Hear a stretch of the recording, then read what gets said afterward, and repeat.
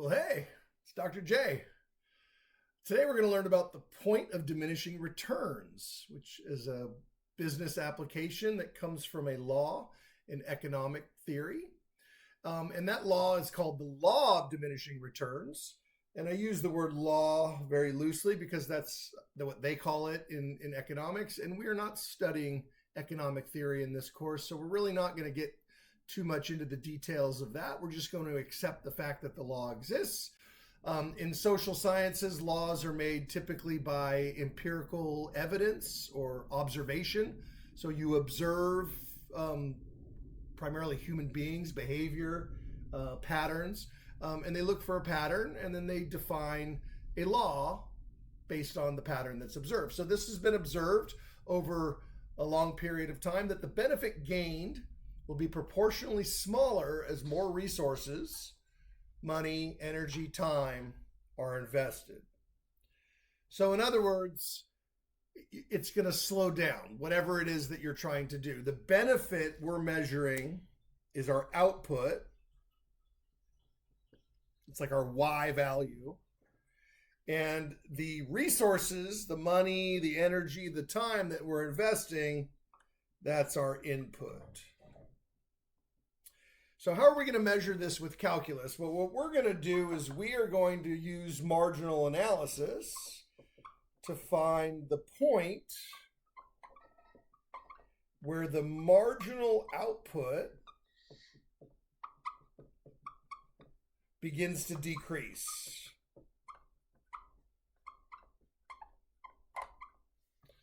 As the input increases.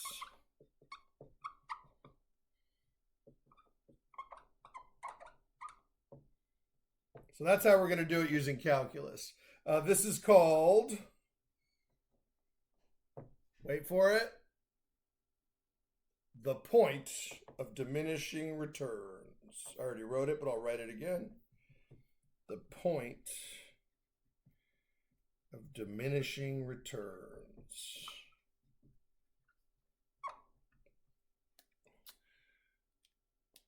So without any further ado, I will get right into the first example, which did not exist when this law was first discovered. Again, I'm not an economics professor, so I don't know the history of the law, but I do know that the law has been around a lot longer than the internet has been around. And my first example has only been around as long as we've had social media. So when a company spends between, now I do have to put a limit as to how much they can spend. So $0 all the way up to $6,000 per week on social media ads.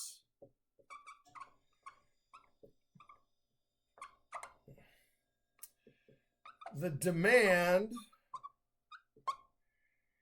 can be modeled. And by the way, I'm going to measure demand in thousands.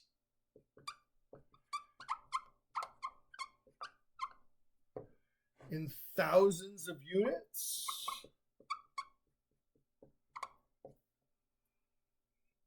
Can be modeled by the function x of a.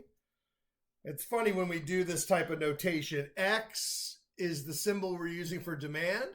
We've done that in previous examples, but in the graph, it's actually representing the Y value. And then A is going to be the X value in my graph. So here's my model. Negative 0.2 A to the fourth power plus 1.6 A to the third power plus 20.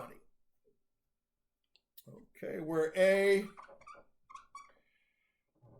is between 0 and 6, and remember, measured in thousands of dollars. In thousands of dollars.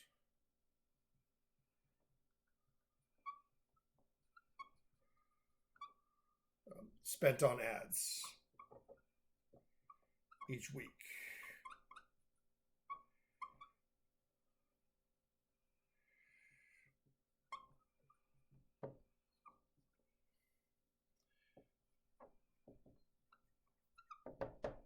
Okay.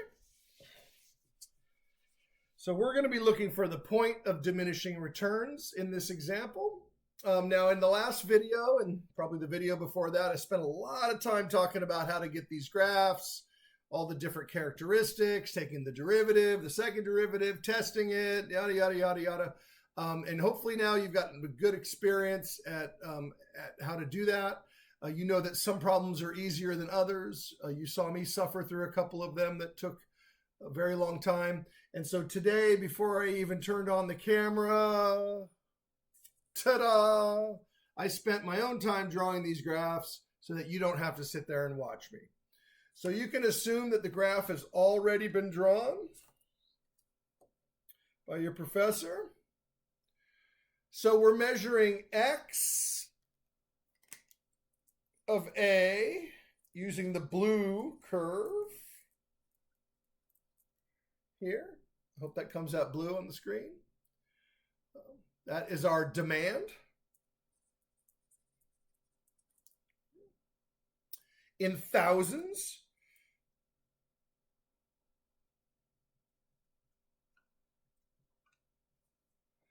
So 120 really means 120,000, and so on and so forth. 100,000, 80,000, 60,000. This one's 40,000, so on and so forth. Okay. I'll talk about the red curve in just a minute. So it does have a limit. So we're spending between $0 and $6,000. So the curve stops here. I could put a solid dot here if I wanted to, but I'm not going to, but I just did. The 20 represents if I spent no money on internet ads. So without spending any money on internet ads, my product, whatever it is, whatever I'm selling, I would sell 20,000 of them without any ads. And so the law of diminishing returns tells us that as we spend more money, at some point, it's going to turn and the benefit gained will be proportionally smaller than it was before that point, right? So our goal is to find that point. It's somewhere around here.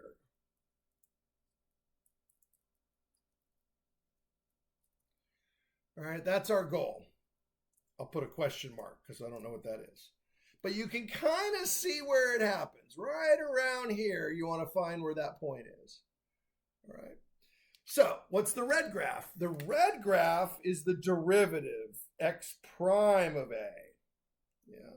This is the rate of change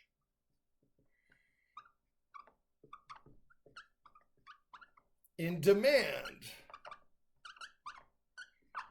That's what x prime of a is. That's the red graph. All right. And this is advertising dollars spent in thousands of dollars. So this is our A down here. All right. Now I purposely did not label the A axis because this problem would be too easy if I just labeled it. So I didn't label it. So your goal is to find this point when this is at a maximum. That will correspond to the point that we're looking for, called the point of diminished returns.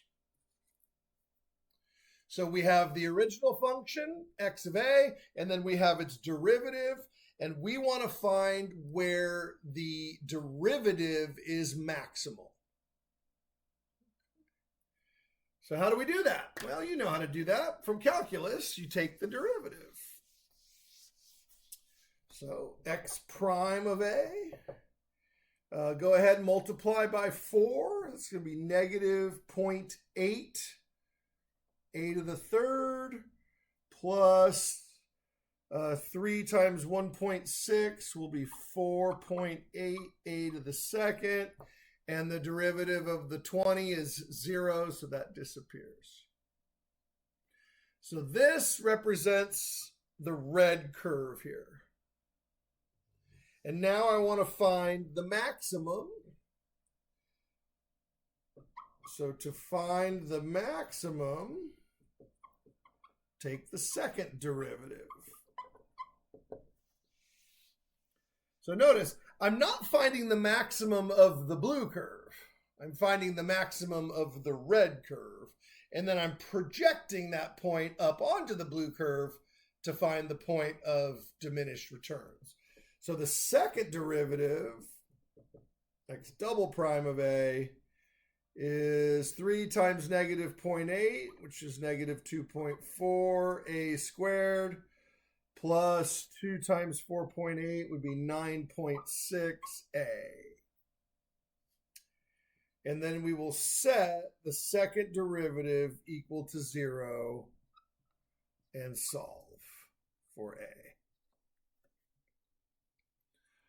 All right, we don't need the graph anymore, but I will bring it back when we're done, just to sort of confirm our answer. So I've got negative 2.4 a squared plus 9.6a equals 0. You could solve this any way you like. I mean, as long as it's true. A couple different methods I've used. I've used factoring. I've used quadratic formula. I've used completing the square.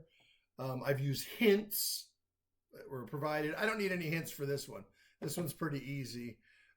We can just factor out a. In fact, we could factor out negative a.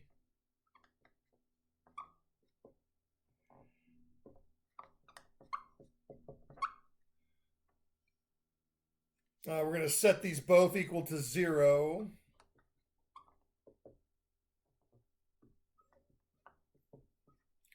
This one, you can set it equal to 0, but it doesn't really matter because 0 is not the answer. 0 divided by 1 is equal to 0. Back on the graph, that's kind of back here. That's not the point we're looking for. So we're going to keep going. We're looking for this point.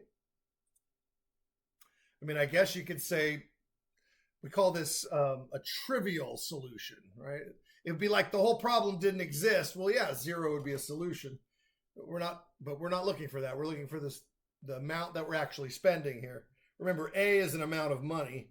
I really don't need to show all these steps. You guys know how to do this now. You're adding 9.6 to both sides and then dividing by 2.4. So you're going to get A equals 4. 9.6 divided by 2.4.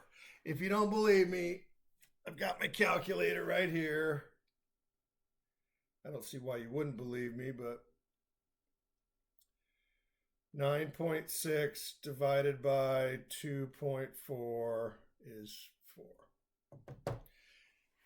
Without a calculator, it's the same as 96 divided by 24. So A is 4. So that is the point of diminishing returns.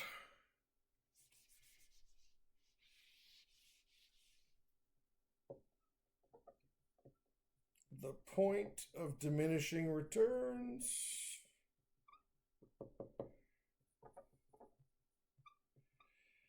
is A equals 4. And, I've said this in some of my other videos. We call it a point.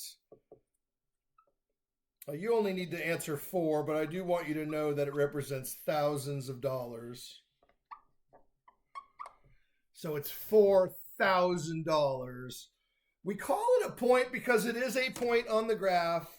I'm only asking for the x-coordinate.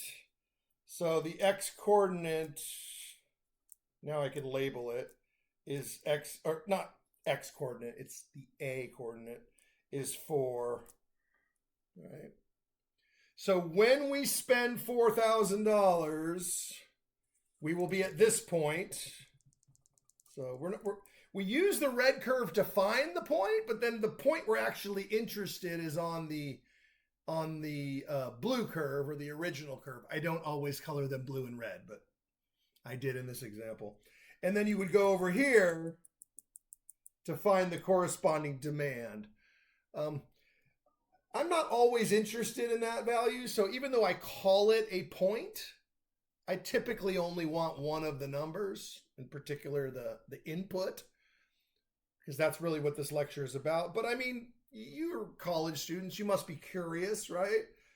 So basically it says when we reach this point, we have spent $4,000 on advertising and our demand is 80,000 units, again, per week.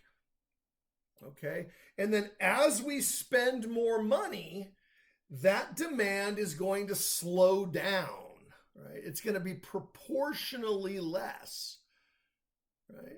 It's not actually going to go below 80. I mean, because we've already reached 80, but the amount of increase, the additional benefit that we're getting by spending more money is proportionally smaller than it was before. So this is really the sweet spot right here. This is where you're getting that nice increase in, benefit until you reach this point. And so that is the point of diminishing returns. Now, in preparation for this lesson, I met with some of your business professors. If you're a student at College of the Desert, if you're not a student at College of the Desert, then I didn't meet with your professors. But I met with a couple of the business professors to talk about how I could better serve the business students. And I just asked a few questions. I had mentioned that this topic was on the agenda, that I'd be teaching it. And from a calculus perspective, and my disclaimer at the beginning is that I'm not a business professor. I'm a math professor. All of my training and education has been in mathematics. So I do understand pretty well the mathematics behind the subject, but not so much the business. And so I talked a little bit about that with my professors, and they shared with me that the graphs that I draw are not used in business, right? Typically business majors and people that are actively engaged in business don't typically draw those types of graphs. Those graphs are for mathematicians. Physicists use those graphs. Engineers use graphs. Chemistry, other types of sciences use graphs. But business majors use spreadsheets. So a lot of what is done in your other courses involves these spreadsheets that are often done with Excel, right? Microsoft Excel files, right? This is how you're going to analyze your data. So your X is, the input, and then your Y, and then you have these different charts. These are very difficult to see on the screen, so I won't be using that. This is a highlighted spreadsheet that I got from one of our meetings at the college. Again, very difficult to read. This is a budget spreadsheet from a financial office in accounting. Some red, some black, and lots of little notes here to keep track of the revenue and stuff. But they're very difficult to see on these video recordings. So what I've done for example 2 is I've made a special spreadsheet. So a labor specialist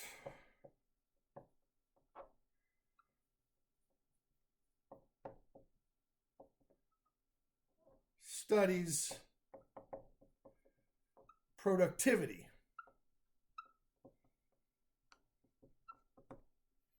in a factory.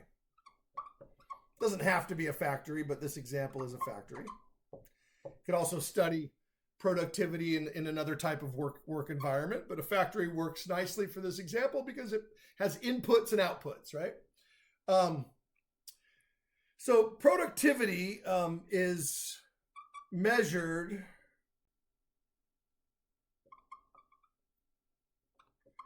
by the number of units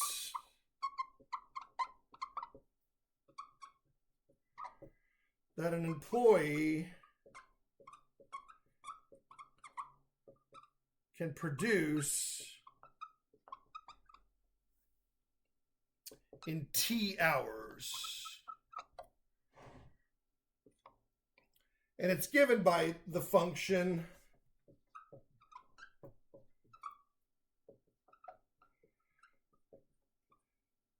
Now, this problem doesn't really have anything to do with the labor specialist. The labor specialist is the person that develops this formula. They are a specialist. They go into the factory. They're allowed behind the curtain to see how things work in the factory. And they measure between 0 and 8 hours. All right. And this time we're not measuring in thousands or anything. We're measuring in single units.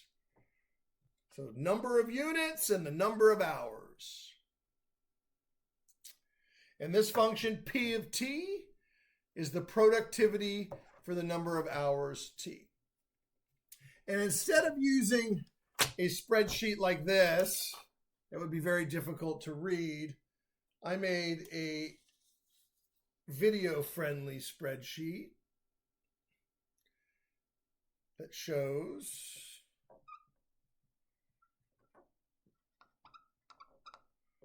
productivity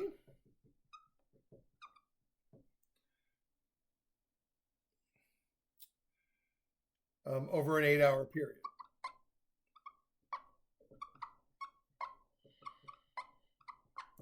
And by the way, this is for one employee.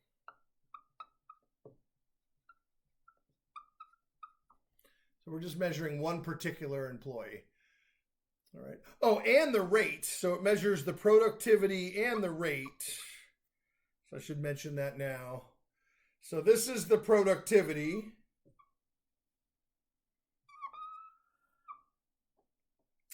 And P prime of T, the rate, what we call marginal productivity.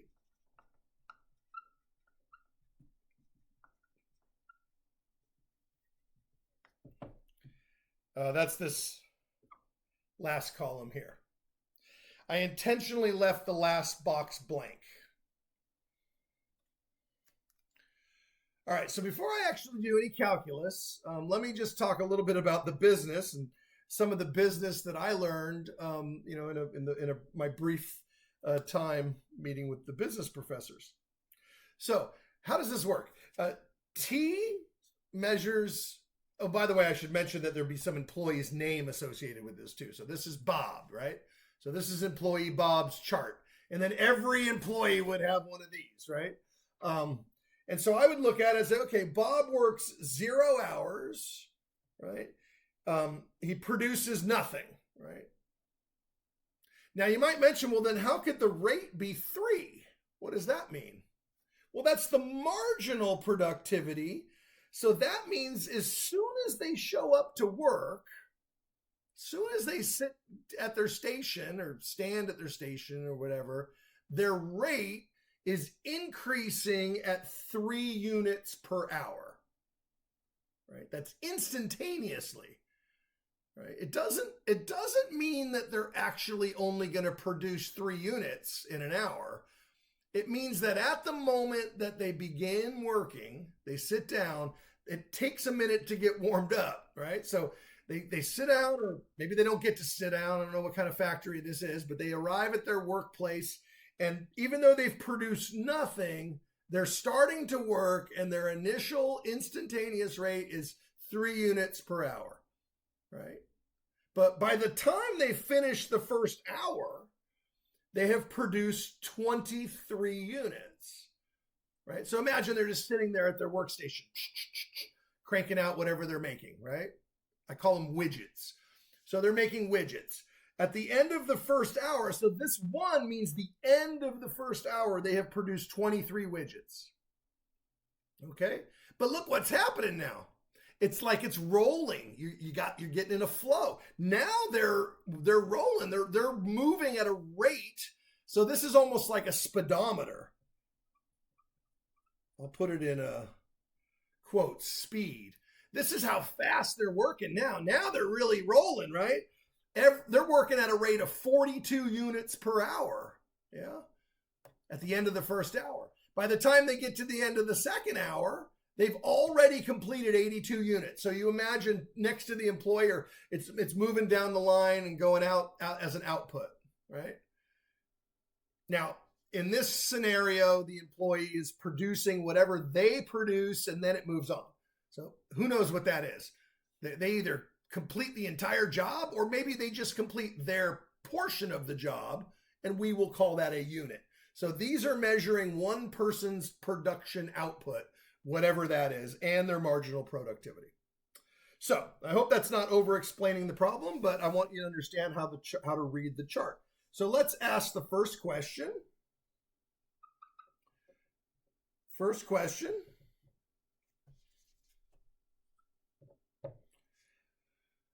What is the marginal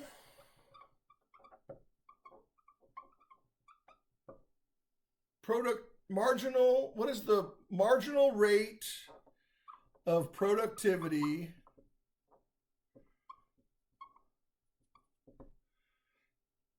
when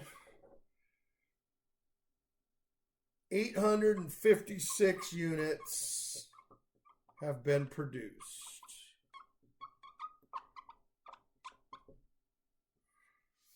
So I'm going right to the end of the chart. Now, I don't know which one I'm going to ask you, but that's the one I'm asking now. All right, so I'm looking for this one right here. It's pretty obvious. It's the only one that's not filled out. All right. What's the marginal rate when 856 units have been produced? So remember, this is the end of the day now. I've already finished my 8 hours, if this is me, right? How fast am I working right at that moment? By the way, I'm about to clock out. So this is going to be like the last thing I do before I leave. Well, I need to find P prime of t. I got to find the derivative. This is a calculus class. So it's negative 3t squared plus 42t plus 3. And then I have to plug in 8.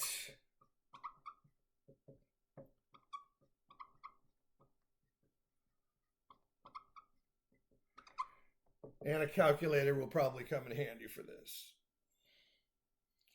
So 8 squared, I can just do that in my head. That's 64 times 3. That's negative 192. 42 times 8 is 336 plus 3. So minus 192. And then plus 3. 147.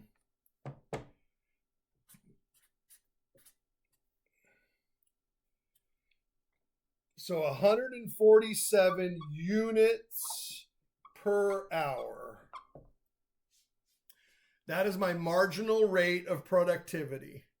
In other words, the derivative of the productivity. How fast am I actually producing? Now, the irony is I'm about to go home. So this last 147 units will never actually get made, at least not by me, unless I work overtime. So at 8, I finish with 856. I'm smoking right now. I'm moving pretty fast, 147 units per hour. That's pretty fast rate. Yeah. But you'll notice something here. I'm starting to slow down. You see, look, it's speeding up, speeding up, speeding up, and then it reaches its maximum right here. It reaches its maximum of 150. And so that means the point of diminishing returns appears to be 7.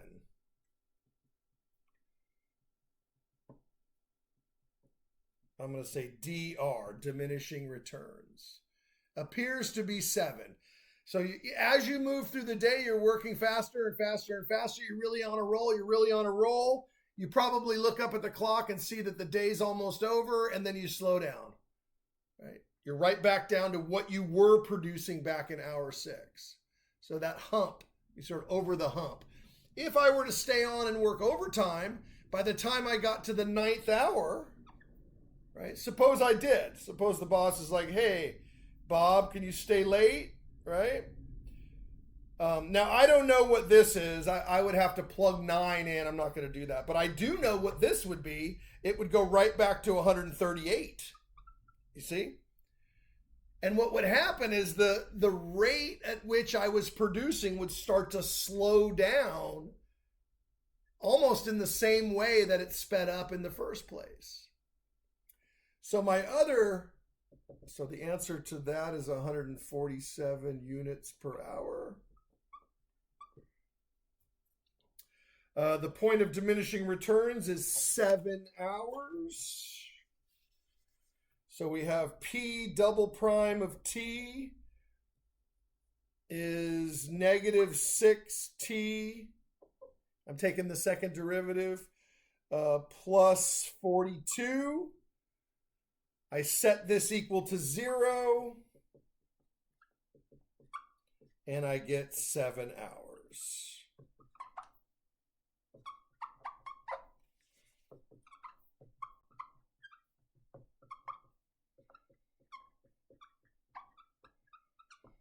It's not always 7. It's whenever the second derivative is equal to 0. In this particular spreadsheet that I created, which started off looking like a spreadsheet like this, and then I copied it out like this so that you could read it. This particular employee, Bob, is pooping out at 7 hours and starting to slow down. Some other employee might slow down after 3 hours or 4 hours or 5 hours. It could be different for everyone. Okay. So that rate is changing, and you're looking for that point where it's no longer beneficial, right? You might as well send Bob home because the amount of output that you're getting is diminished for each increase in the number of hours until at some point they'll produce nothing, right? They'll just sort of fall asleep or roll over or something. What happened to Bob?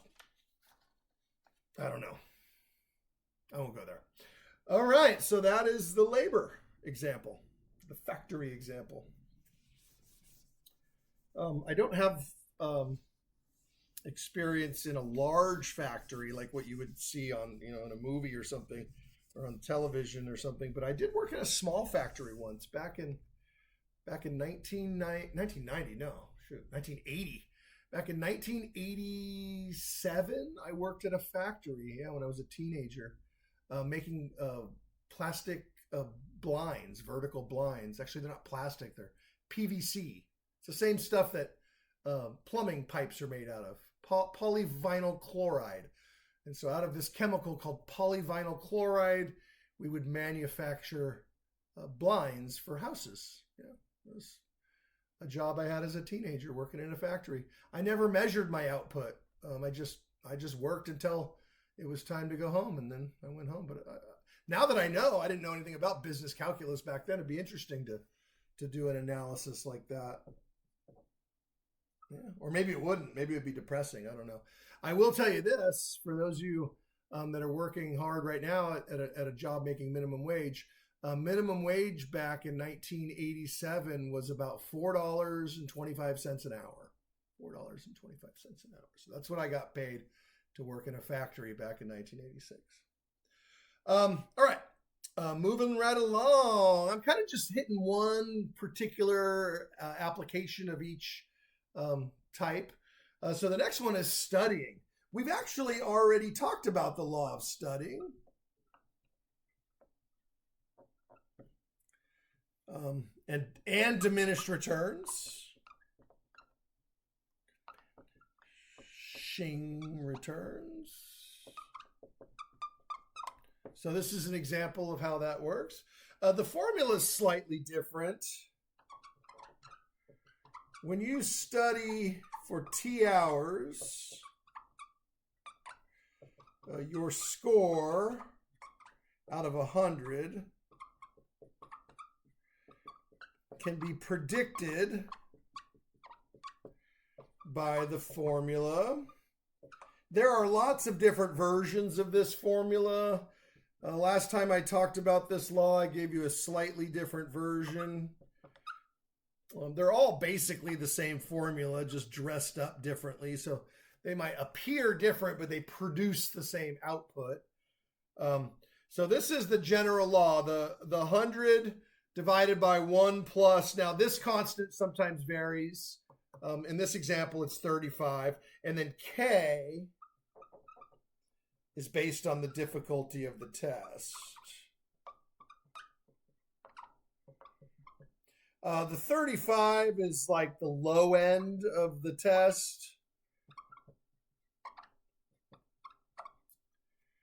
I guess it's related to the difficulty, but the 35, I just picked it ahead of time before we started this problem. There's nothing special about it. It's the K that's special. All right, the K determines how hard the test is. So suppose K is 0.4. It's usually a decimal. And depending on the size of the decimal will determine how complicated the test is or how difficult the test is. Again, I'm not really going to get too much into that. We talked more about that in a previous chapter when we were doing limits. I just want you to see that this example fits right into the law of diminishing returns. So just sort of as a warm-up, what would you suppose your score would be, or predict your score would be, if you study for 12 hours? So suppose you study for 12 hours. Now, this is not calculus yet. This is just practicing plugging in numbers. So the calculator warm-up. I got to plug in K. So K is 0.4. It's already negative, so I'm plugging it in here. And then I'm going to plug in 12 as well. And this entire part of the problem is just done on the calculator. So I've got 0.4 negative, and then times 12. Negative 4.8. And then go to my scientific mode and hit E. So that's the e to the x part. Then times 35. Yeah. And then plus 1. So I get 100 over 1.28804, blah, blah, blah, blah, blah. And I'm going to divide that. And I'm going to get 77 0.6 or 78%. For this example, I'm just going to round to the nearest whole number. 78% approximately. All right, which I don't know about you, but that's 12 hours of study and to barely get a B. I mean, some people would call that a C. Dr. Jordan would probably call it a B minus because I'm a nice guy. So 78% after studying for 12 hours. So this is actually a pretty difficult test. Yeah, that's kind of what this tells you. If you're curious, just off camera or off the topic or outside of the course, it's definitely on topic, but outside of the course, you could try plugging in different difficulty levels and see. You know, if you did 0.3, would that number go up? Would 78 go up or would 78 go down? Try 0.5. Again, that's outside of the assignment, but it's a curiosity quest if you're interested. Now, what we're doing is calculus. All right, so let's get on to the calculus. Find the point of diminishing returns. So find the point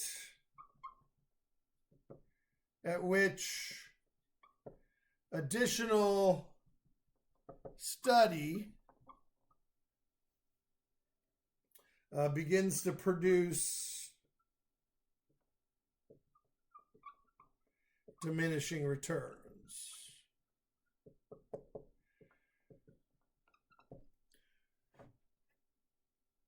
That's the main question for this lesson. So we need the derivative and the second derivative. So this is going to be fun. Let's see. S prime of t. So this is my S. I'm going to erase it in a minute, but I'm going to leave it there for now. Why don't I write it like this? Actually, no, I'm going to leave it the way it is. So the derivative of the top, 0, times the bottom, 1 plus 35 e to the negative kt.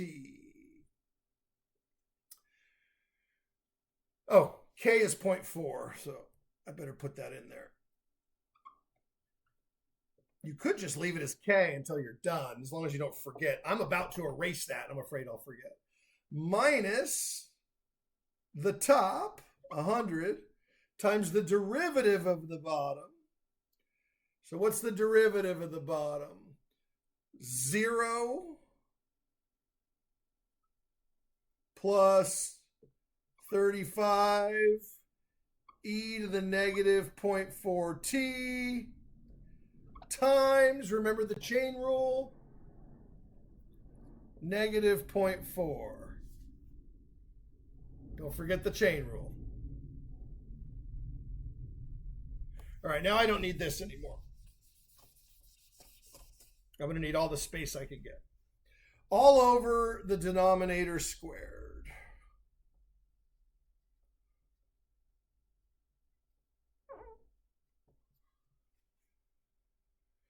Now, I wrote this just for you, for your notes, but it's actually 0 times whatever that is. It doesn't matter what that is. It's all going to be 0. So really, this is all you need.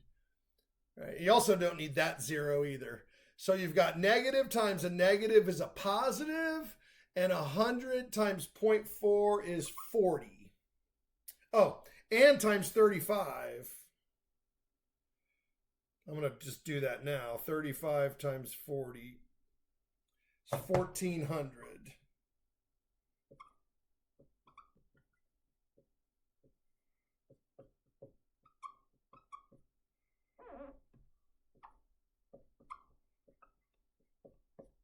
So that's S prime. All right, now I need S double prime. All right. So S prime is a curve, right? It kind of looks like this. And I want to find this point,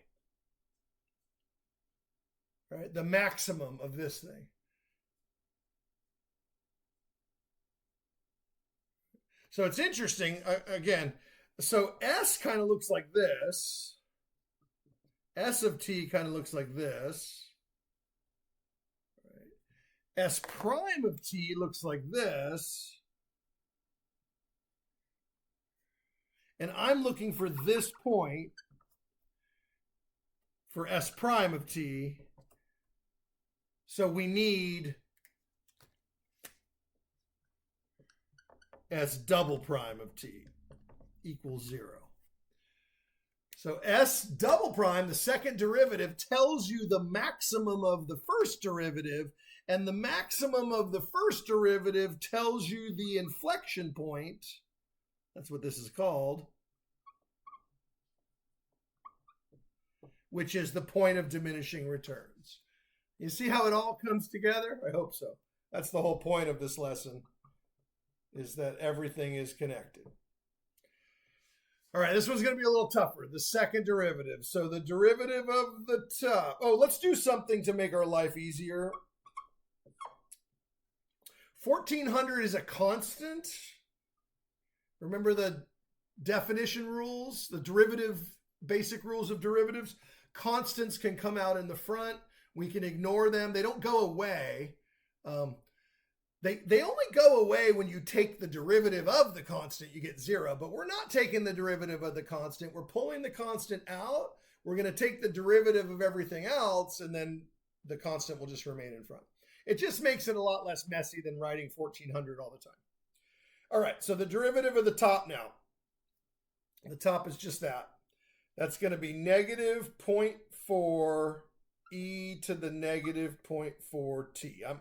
I'm doing the chain rule and the e rule at the same time. Times the bottom. 1 plus 35 e to the negative 0.4t. Minus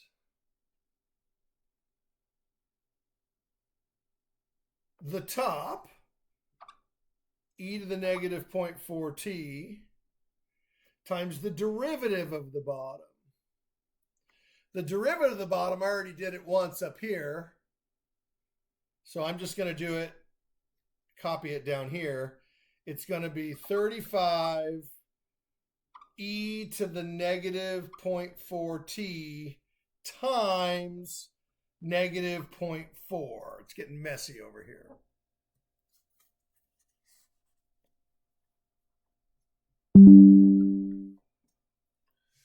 Oh, my battery's about to die. Hold on a second.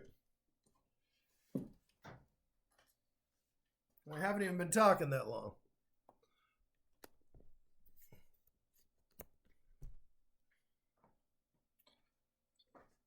All right. And then that's all over the denominator squared. Did I forget to square it? Oh, shoot, I did. Oh, man. In my first derivative, whew, good thing my battery almost died. It gave me a minute to step away and think about it. Oh, man, we really screwed this up. I really screwed this up. So I forgot that squared. So ignore everything I just said and we'll pretend like it never happened. There's a squared there. And then I have another factor down here. I'm running out of room. I'll probably rewrite it up here. Another factor of 2, because that 2 comes down here. 1 plus 35 e to the negative 0.4t. There we go. Let me rewrite all of that up here. Let's see if I can get it to fit. S double prime of t. Barely. All right, so we got 1400. Oh, and this is all over the denominator squared, which is how I caught my almost mistake. The denominator should now be 4th power. All right, so let's see. Let's piece this all together. So I've got negative 0.4 e to the negative 0.4t times 1 plus 35 e to the negative 0.4t squared. I'm just copying all this down again. I've got a minus and a minus. So that's a plus. I've got 35 times 0.4. So 35 times 0.4, that's 14 times 2, which is 28. So I've got 28. I have e to the negative 0.8t.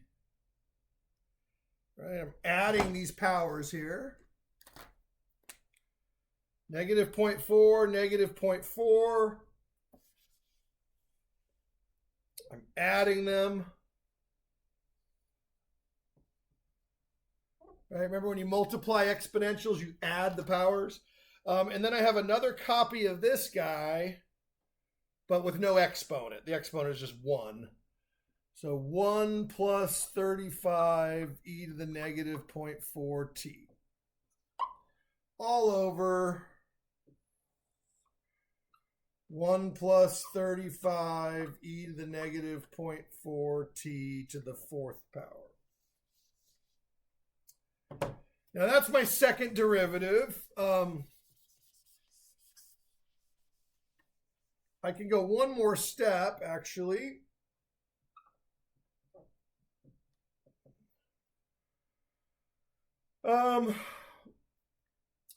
I can factor out e to the negative 0.4t.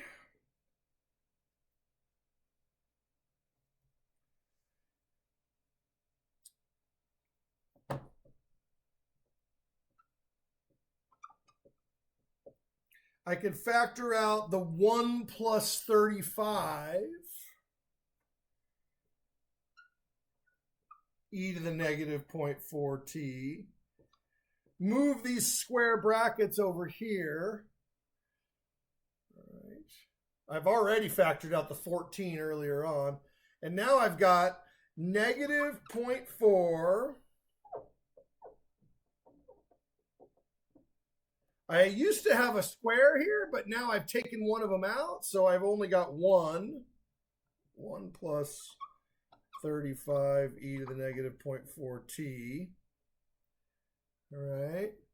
I took one of those guys out. So that actually goes back to being 0.4 now. It was 0.8 just for a split second. But when I remove the 0.4, the 0.8 goes back to being 0.4 again. I don't know if that, hopefully that wasn't too confusing. I guess what I could have done is just put a squared and then said when I removed it, it's no longer squared. And then I can go like this, 1 plus 35 e to the negative 0.4t fourth, and then these guys will cancel. And now that power becomes third power. So there's your second derivative.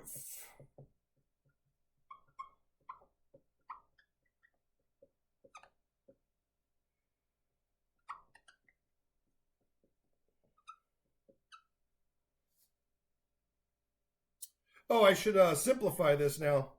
I'm going to distribute the 0.4, negative 0.4. Negative 0.4 times 35 is 14, right?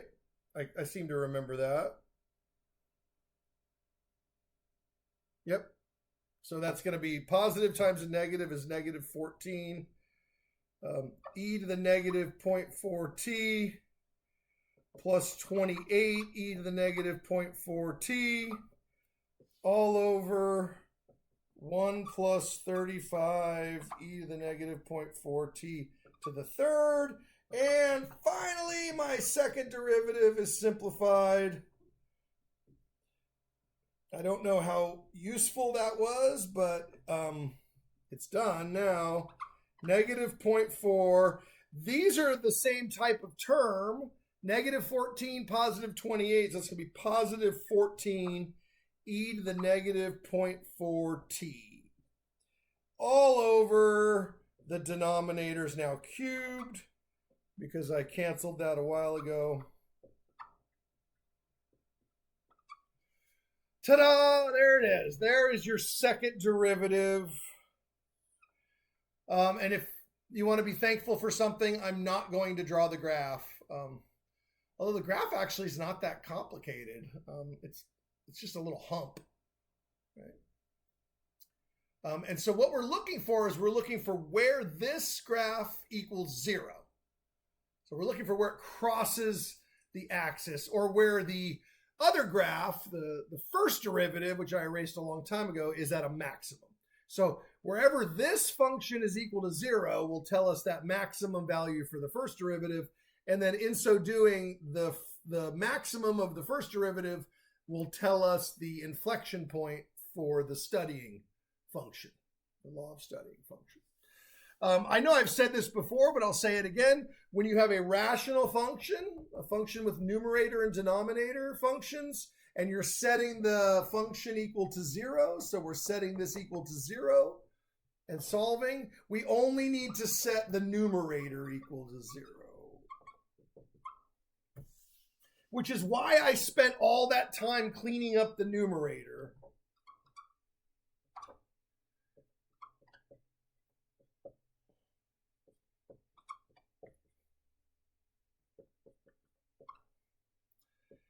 I knew there was a purpose for all that work, and I did all of that work in the numerator so that when I got to this step, I could set the numerator equal to 0. So this entire numerator is now set equal to 0. I should mention that you get two possibilities, because we have two factors here.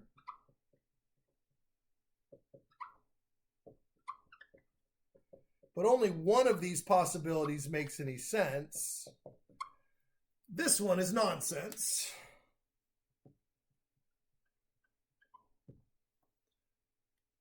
Yeah, 1400 is positive. It's never going to be zero. And e to any power is always positive, which, if you're not familiar with mathematical principles to that level of understanding, even though the power is negative, right? The power is negative. Remember, a negative power does not mean it's a negative number. A negative power just means it's a very, very small positive number. So this is always positive. AP, always positive. If something is always positive, it's nonsense. It can never equal zero. So we can just ignore that half. This is the half that we're actually going to solve. And here we are. We're ready to solve it now. Let's add 0.4 to both sides.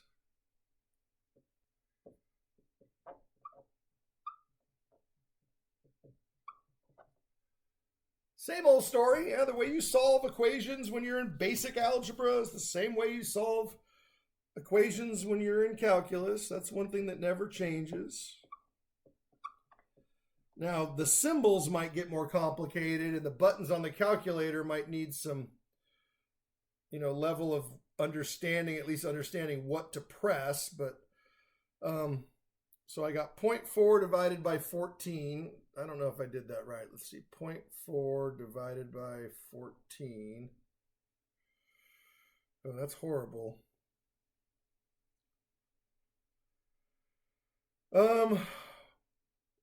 I guess I could write that down. 0, 2, 8, 5, 7, 1, 4, 3. All right. I was hoping for a nicer number. But whatever. It is what it is. Now we're going to take the ln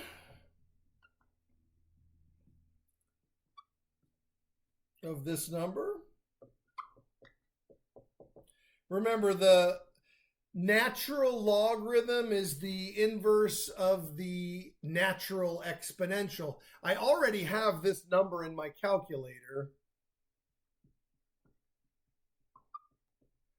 So I'm just going to leave it in my calculator, turn my calculator this way, and hit my ln button.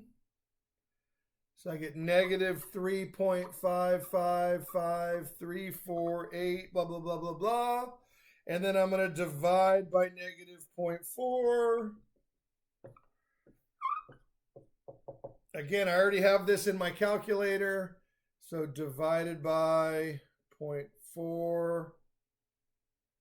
And I'm going to get 8.8888, and I'm just going to approximate 9 hours. So the answer is 9 hours. That is the point at which additional study was producing diminished returns. Now, earlier in this example, I had said, what's your grade if you study for 12 hours? And we got 78%. Well, just for fun, and I'm not going to do it on camera, but just for fun, go back and see what you would have got studying for 9 hours. It's probably still in the 70% range, right? It's probably not much lower than 78, which kind of means what the law, or kind of describes what the law means, is that those additional 3 hours, right? From 9 to 12 hours, that those additional 3 hours, you were getting diminished returns. Right? You were not, the benefit that you're receiving for studying those extra 3 hours was not really causing your grade to go up a great amount. It was going up a little bit, but proportionally much smaller than the amount it was going up earlier. So, for a DIY problem, go see what grade you would have got for 9 hours. Hopefully it's still a C, right? I don't think it would have been a B minus, so you might argue, well, I'd rather diminish my returns to get that grade. Personally, I hope you're going for higher than 78%, but that'll do. Yeah. I went to college too. I got some grades myself, and if I got that, I sometimes go, shoo, it could have been worse. Math is hard, for some people. So, Keep moving. Keep one foot in front of the other, and we'll get there together. All right. Well, it's been about an hour. I'm not going to draw the graph of this, but you can pretty much guess that it looks almost the same as this. In fact, all the graphs basically have the same general shape, even though the equations are much different.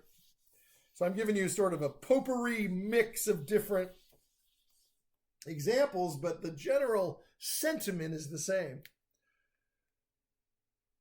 Let's go back to the business math. Example 4.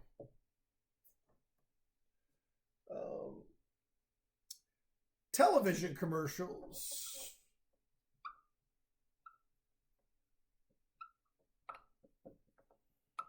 This is sort of the old school way just to sell a new product or to advertise a new product.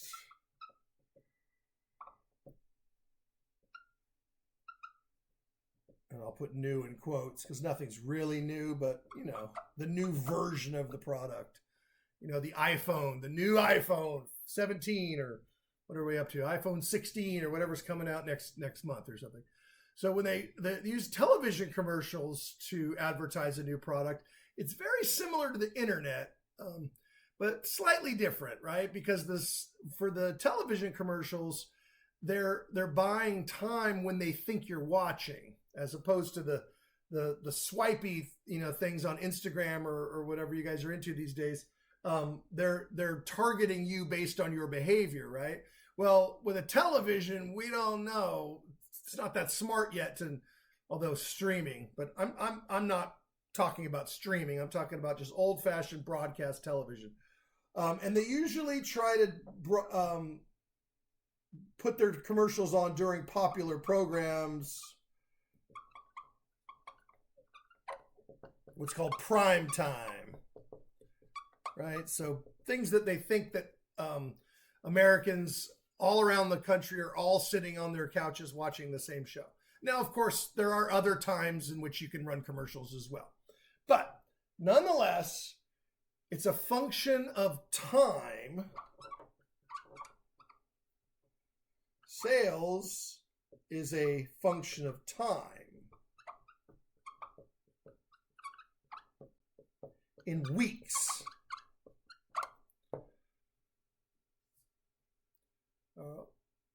And this is called of a campaign. Call this a advertising campaign.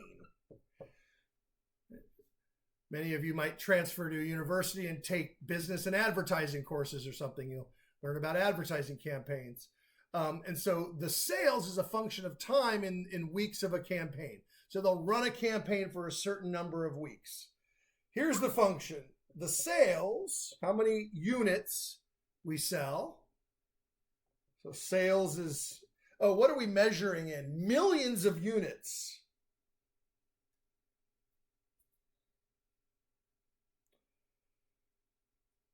This is called sales volume. I think it's funny they call it volume. Oh, how loud it is, but it's a different kind of volume. It's quantity, right? Sales volume in millions of units. All right. So it is given by the formula. Now, of course, these formulas vary from product to product and from example to example, but this is the one that I cooked up.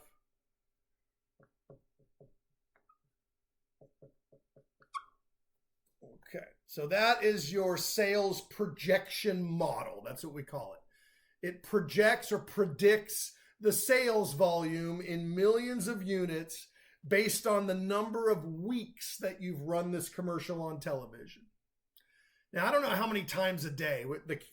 That's what we call the campaign. Maybe it's only once a day during the most popular prime time shows. Maybe it's 4 or 5 times during that show. I don't know. All right. That's another variable that this course does not have the capacity to cover.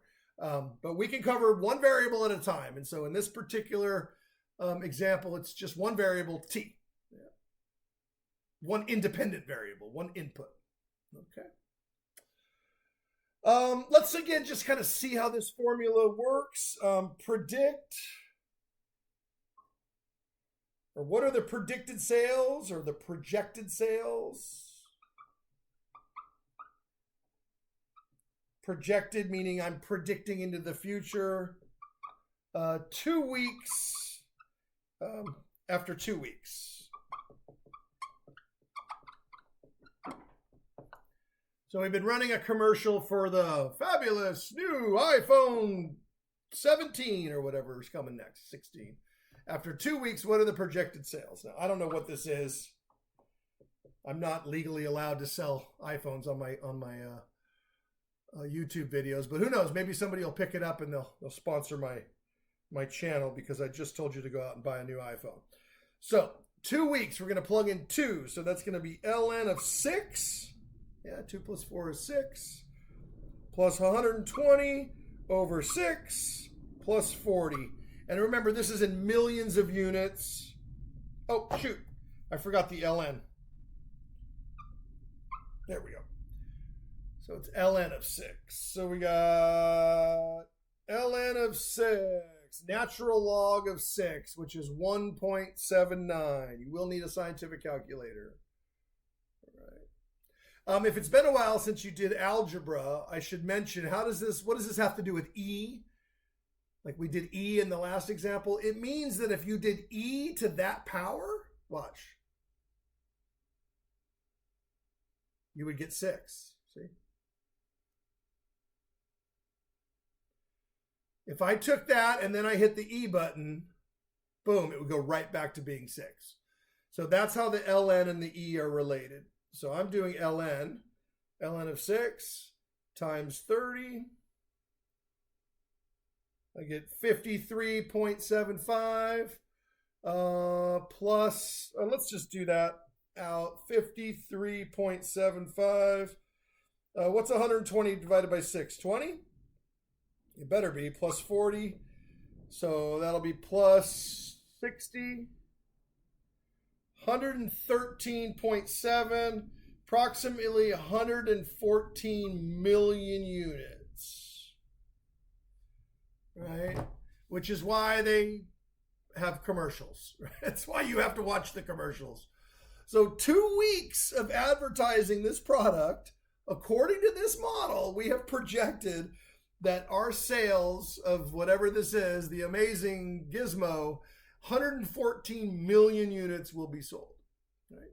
And just like this example, you're going to reach that peak, right? And then the sales are going to slowly diminish. And then what do? They come out with a new phone or a new and improved gizmo. And that's why I use the word new in quotes, right? Because then they can start the whole cycle over again, right? And that's what keeps you buying more. Keeps you coming back. And that's probably why some of you are actually business majors, because you know the secret. All right, so that's not calculus yet, by the way. That was just algebra and arithmetic and practicing using a calculator, and also me ranting a little bit about, philosophy, I guess, of why we're doing any of this. Nobody knows. Everybody has different reasons. So let's go ahead and do our calculus now. So let's do our derivative. This one will be a lot easier than the last derivative. Those exponentials with negative powers are tricky, but this one's pretty easy. All right, you guys can all handle this. Derivative of ln, everybody remember what it was? You ignore the 30, derivative of ln is 1 over whatever x is. This is like your x. T plus 4 is your x. So it's just 1 over t plus 4. And technically the chain rule applies. So times the derivative of t plus 4, which is just 1. I'm putting that there because I want you to practice the principles just in case the derivative of this is not 1, then that would have been important. Okay. All right, what about this one? That's going to be negative. Remember, when you have a rational reciprocal, the sign changes to negative. And then you subtract 1 from the power. But the power was already -1, so it becomes -2. Now I'm writing it as a positive 2, so maybe I'll do a quick review here.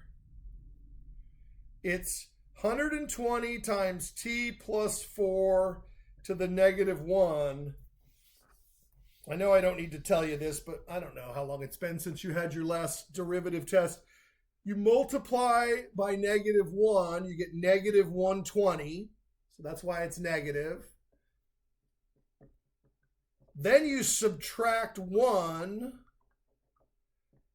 from negative 1, so it becomes negative 2. Then you send the negative 2 down to the bottom and switch back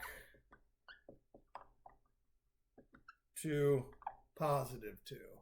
So that's a quick review of the rule for taking derivatives of a reciprocal function.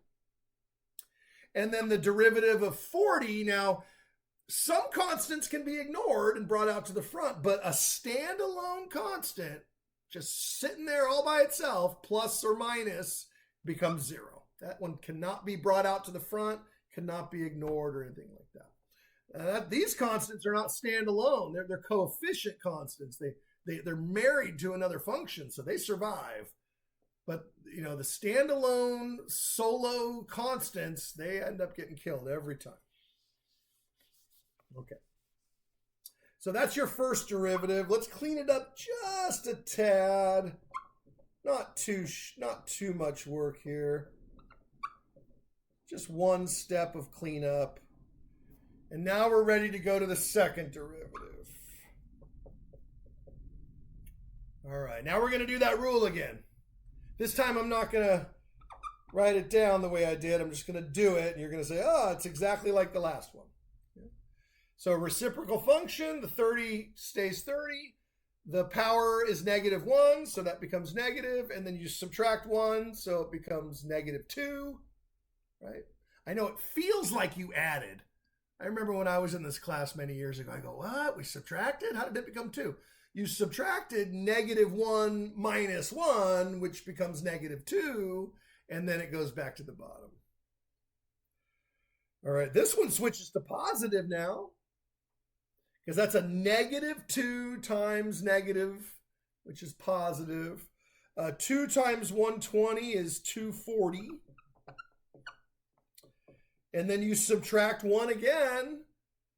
Remember, that's a negative 2, even though I'm writing it as positive 2. So it becomes negative 3, which we're writing as positive 3. All right, and now I want to set this equal to 0. Now I have to be careful, because one of the things I've said a million times, or probably 100 times, is you only set the numerator equal to 0. That is true if there's only one fraction bar. This has 2 fraction bars. All right, so I need to first simplify this, then I can set the numerator equal to 0.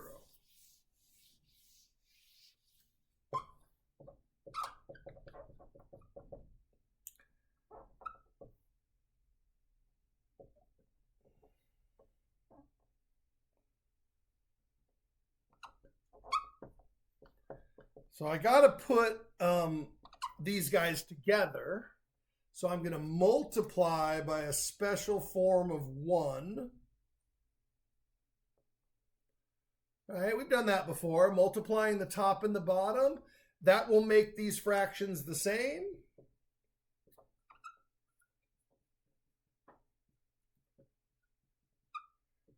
Now both of these will be the same t plus 4 to the 3rd power.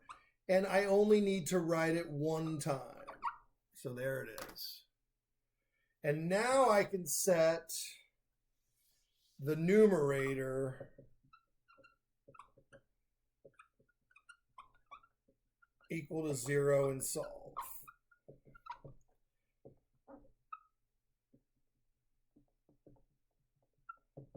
There you go.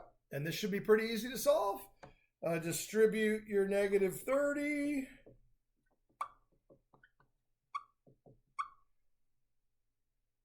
Combine your like terms. and take it home and solve it. You know how to do this. This is this is what I call walk the dog.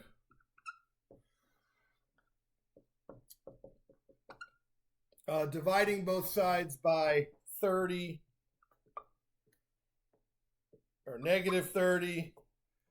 So I've got negative 120 divided by negative 30. Maybe I'll write that up here. And so the answer is 40. No, 4, not 40. When in doubt, use your calculator. That would have totally screwed up this whole lecture. So 4. As soon as I said 40 to myself and I thought about what this means, this is weeks.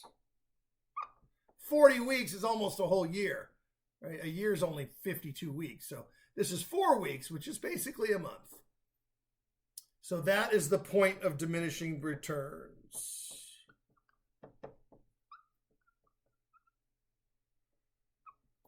Which kind of makes sense if you think about it. I mean, some of these problems the numbers are made up. I want to just be honest with you. Yeah, I'm making up a lot of these numbers. And I'm making up the graphs and the functions and stuff. But the law is a fact. It's not, I didn't make up the law, right? The principle behind this, these are true statements. And I just make up convenient numbers to make the examples work out nicely because this is a calculus class and not a business class. All right. If it were an actual business class and we were actually selling a real product, then I wouldn't just be able to make up the numbers, right? I'd have to use numbers that actually, exist in the real world, at least corresponding to whatever it is that you're doing, right? You can't just make up your business numbers, right? But intuitively, even though these numbers were, manufactured behind the scenes, right? It's pretty good. After about a month, they're gonna show you a different commercial. Right? They're going to switch it up a little bit, right? Or until you forget, or until a new product comes out, right? The next big thing, and then they start over again. And the cycle goes round and round. Okay, and so for our final example, we're going to explore something that I don't do enough of,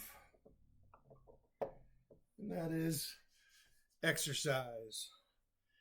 In particular, burning calories. So when you work out for X minutes,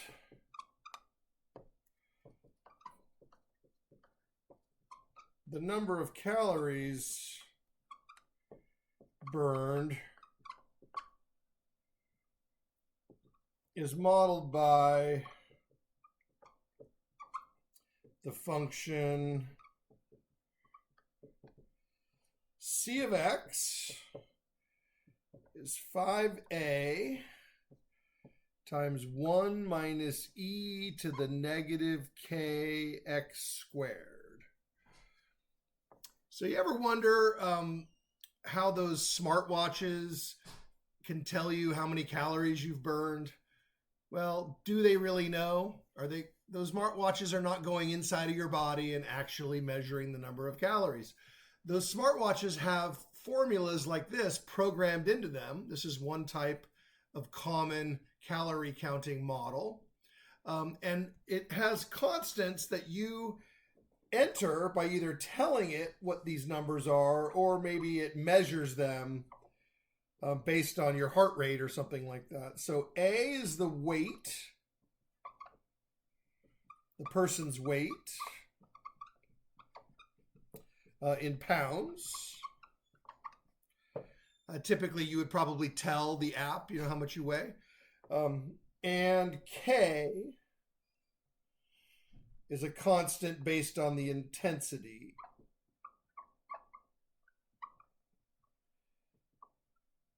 So that's where those, maybe it monitors your heart rate or something like that and determines how intense the workout is.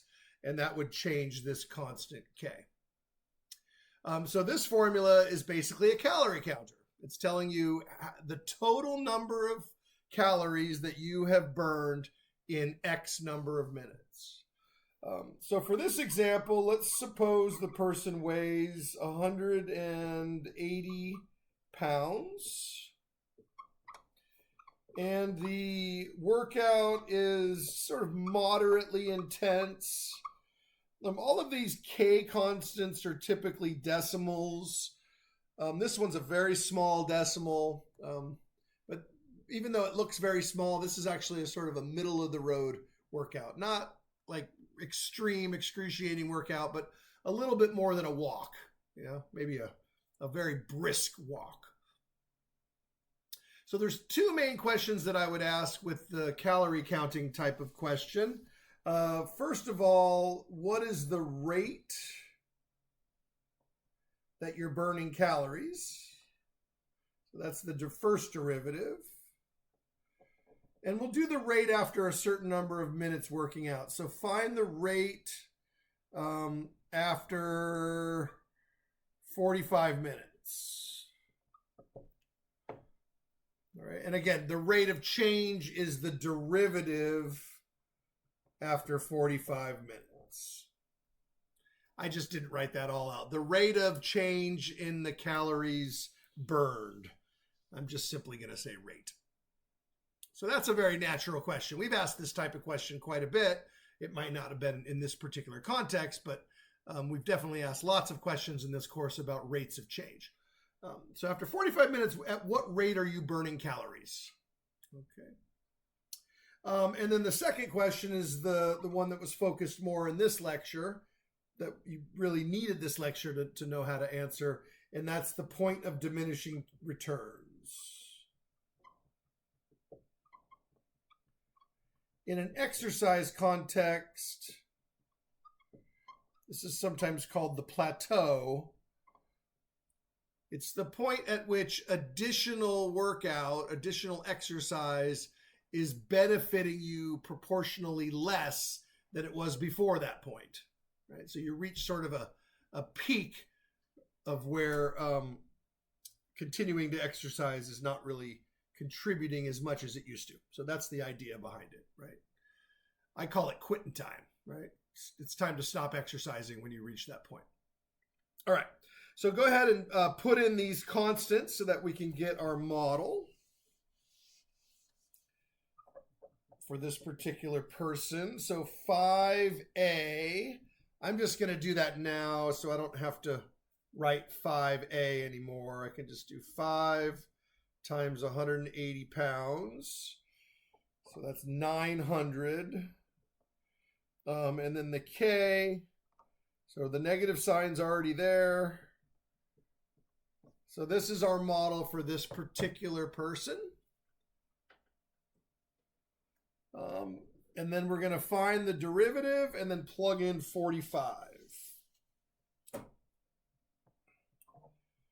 So the derivative of a constant times a function, I can just pull the constant out to the front and then take the derivative of the function. Now the derivative of 1 minus e is just going to be minus e, right?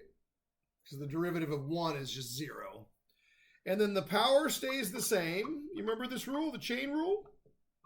At first you ignore the power, then you multiply by the derivative of the power. I'll just write chain in my notes for the chain rule. So the derivative of the power is negative 0.0004 times 2x. Because the derivative of x squared is 2x. So my C prime is 900. Now, let's go ahead and combine all this stuff together. It's 900 times negative, which is negative. Excuse me, negative times negative is positive, all right, times 2 times 0.004.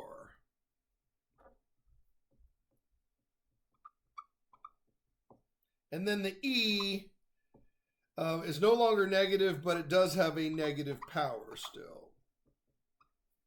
And then just to make this look a little nicer and take up less space on my board, I'll go ahead and multiply 900 times 2. That's 1800. And then times 0.0004. So that's going to be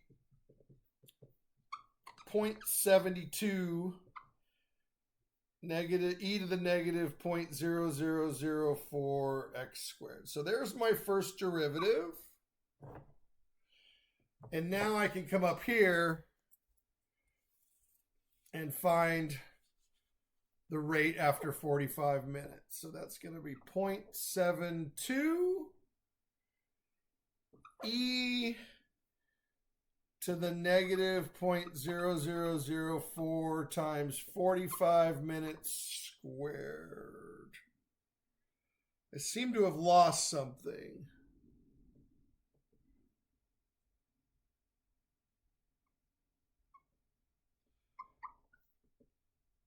I lost my x, and I'm glad I found it when I did.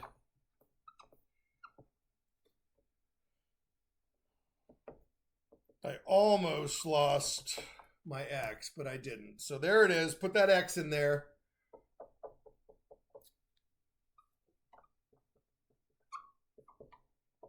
Right there. Now x is 45 minutes.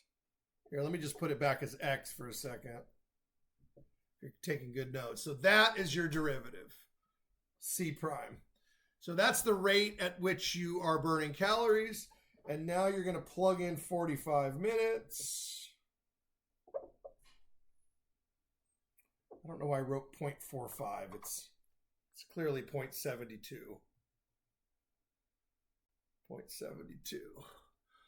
Oh, I'm getting tired. It's been a long video. So I still have it on my calculator in case I forgot. So it's 0.72 times 45 e to the negative 0.0004 times 45 squared. So 0.72 times 45 is 32.4. Now let's do the power. 45 squared is 2025. Oh, next year. 45 squared. Times 0.0004, negative, of course. So that's just the power of the exponential.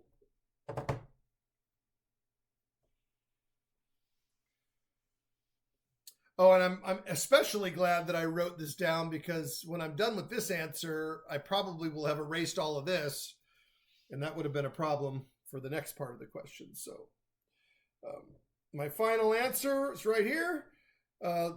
Do the exponential part first. It's very important that you do that before you multiply. So e to that power, and then times the coefficient, 32.4, and that's 14.4. I'm going to have you round to the nearest whole number. So the answer will be 14 calories per minute. Not quite enough to round up to 15. Okay. So that's the rate after 45 minutes of exercise. So next we're going to find the point of diminishing returns. And what we'll be able to determine is, am I on my way down? Is the rate getting smaller, or is the rate still increasing? All right.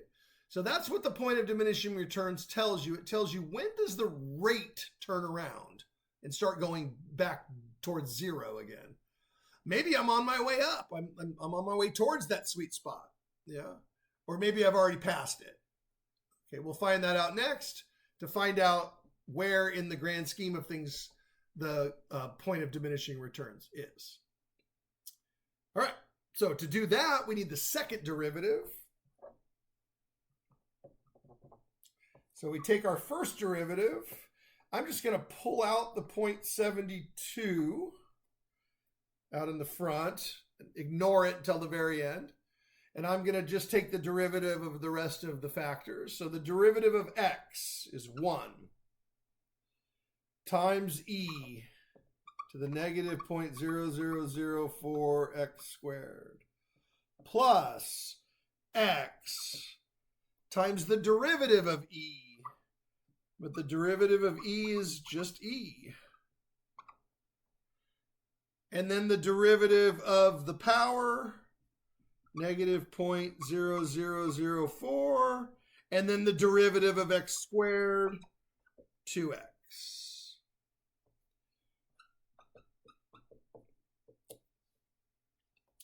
I'm going to pull out some common factors here. We have a common factor of e here. So 0.72 e to the negative 0.0004x squared times 1. Now this is a negative and this is a positive. So that'll be negative. I've got 2x times x. So that's 2x squared. And then I've got a 0.0004. Why don't I just do that now? That'll be 0.0008. So that's the negative times the positive, the 2 times the decimal, 0.0004. So that's 0.0008. And then x times x is x squared. So that is my second derivative. And now we're going to set this equal to 0 and solve. Now I'm just going to make a little note up here. 45 min C prime was 14 calories per minute. That's just so that I can sort of discuss the results briefly before this is all over. All right, so we've got C double prime of x, and we're setting this all equal to 0, so that's going to be 0.72 e to the negative 0.0004 x squared times 1 minus 0.0008 x squared equals 0. Now remember, an exponential function, even if it has a negative in it, is always positive. Right? It doesn't matter that the power is negative. Remember what a negative power means. It means divided by. That's what it means. It means a reciprocal. So really what this means is 1 divided by e to whatever that power is. So that's going to be a very, very small number. It's always positive. It's very small, but it's never 0. So that means we can ignore this. It's not really gone. It actually still exists. We're just ignoring it. And we can simply set this part equal to 0. And this is a very simple equation to solve. It does involve a square root, but we'll get to that in a minute. Let's just move the 1 to the other side by subtracting 1. And then divide by negative 0.0008.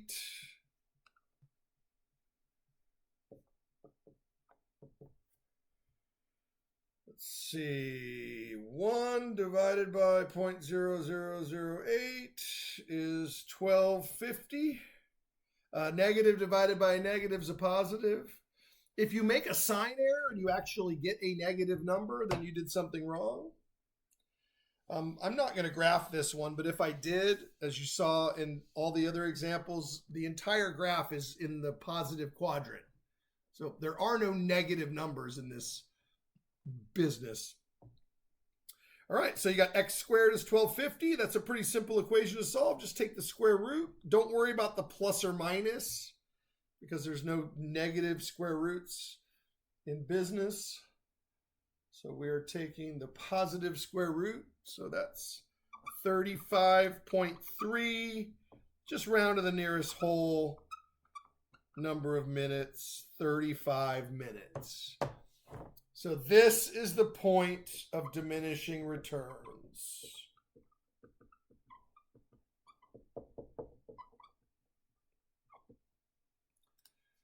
It's time to stop exercising, or if you it's a cool down time. Yeah, it's typically what they refer to as the cool down period.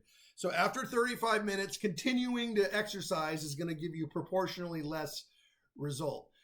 So going back to this one, after 45 minutes, remember we were burning calories at a rate of 14 calories per minute.